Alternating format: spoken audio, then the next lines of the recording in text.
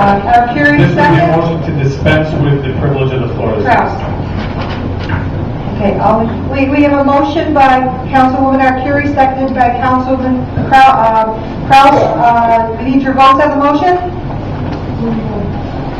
And Mr. Becerra, I will ask, we had 5 people sign up for privilege of the floor. They will be allowed to speak at the end of the public hearing if they would like to speak tonight. We don't want anybody's voice not to be heard here in the city, but we're just trying to consolidate things here and make it go a little smoother. Okay. Sir, would you vote again, please?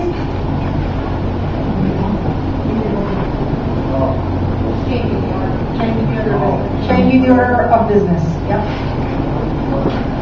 9 yeas, motion carried. Yep, this is a public hearing in regards to the city budget. It's allowed persons that wish to be heard in reference to the annual estimate of the city of Utica for the years 2010-2011, which was submitted to the Common Council on or before March 9th by the Board of Estimate Apportionment pursuant to 7.001 of the city charter and the 36-year Community Development Block Program for the fiscal year 2010-2011 on file in the Office of the City of Utica. I just want everybody to understand this is not a debate.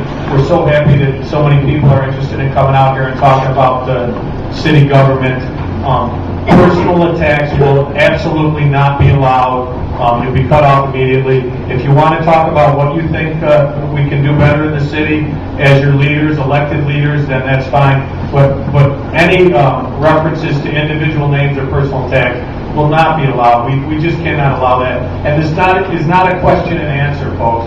You're allowed to come up here and say your piece, and we'll listen to you, and we'll take that into consideration as we move forward to vote on the budget. Our first person up will be Lucretia Hunt.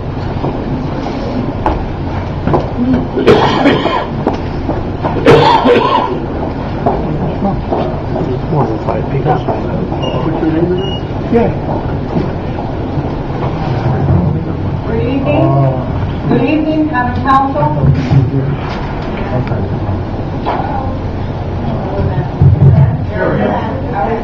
Okay, good evening. Members of the Common Council, distinguished officials, and people of the city of Utica. I'm so happy to see so many of you here who are taking an interest. This is wonderful. I'm here to defend public safety. I live in East Utica. If it weren't for the police and the fire people that we have, we couldn't live there. Crime, drugs, all over, no matter what they do. So we cannot drop any of that. That has to stay. We need improved lighting in the city. You know which light I'm talking about, okay? So please, public safety is important. The only thing I was thinking of, let's eliminate some of the fringe benefits for the part-time people. If they want health benefits, then maybe you can offer to them. Also, maybe there's 15 minutes that you come in. Well, I get to work early, and I start when I get there. Don't sign in for it. That might be something to eliminate part of the budget, part of the money. But please, as far as public safety, we need them. We cannot do without them. You go up and down the street and look at the fire they just had. Something. These are not the people to cut. So please, public safety is extremely important. Thank you. Thank you, Lucretia.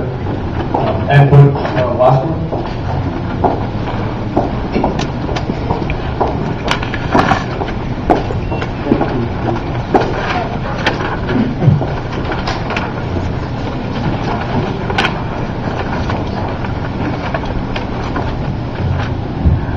Good evening, members of the council, mayor, fellow citizens, and members of the TV audience.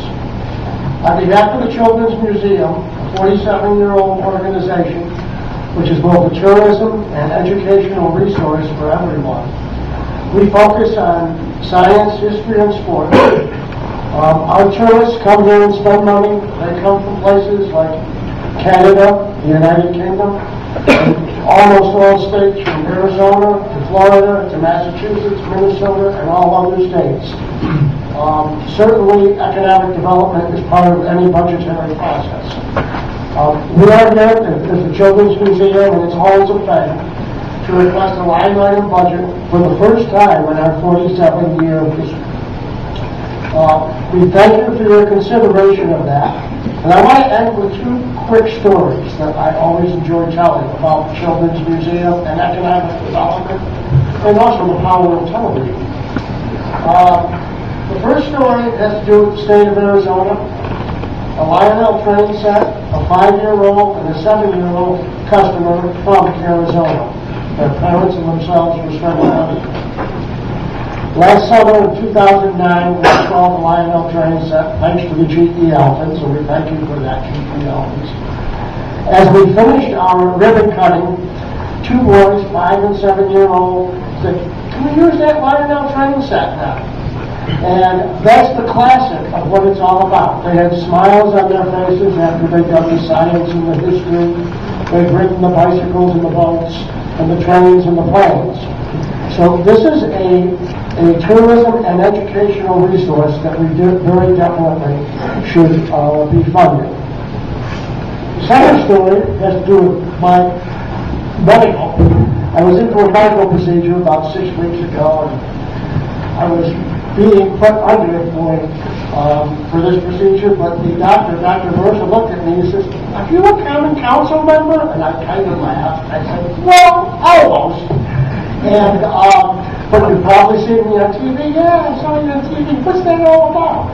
I said, "Well, Dr. Mercer, it's the Children's Museum. We do all these great things. The doctors, to help us out." He said, "Well, gee, how can I help you?" And I said, "Well, you can help fund us."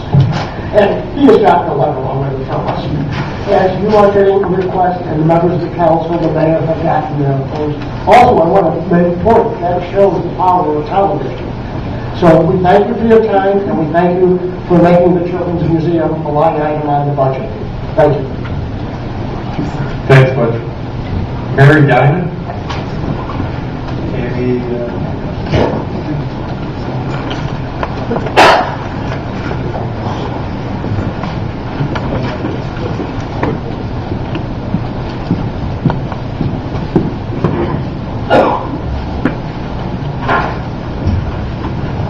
I'm just going to say hello to everybody. Out that pretty well. I'm a senior citizen. I don't get very much anymore. And everybody, but everybody, is raising everything. I'm sure you all know me, go for groceries. I walk past the meat counter and say, "What are you people, out of your mind?" And it's every week, everything goes up. National Grid. I pay more for delivery than I do for my gas and electric. That's ridiculous. And now, you want to raise my taxes? Doesn't anybody realize we're in a recession? You've got to cut. You people know where to cut. Cut it. Cut it. I don't want to end up. I have no place to go. Even if I sold my house, I have no place to go. And I'm sure there are many other senior citizens that feel the same way. Please, I'm actually not asking you, I'm telling you. You guys all work for us. Cut. Find more places to cut. Don't raise the taxes anymore. Let us live. Please.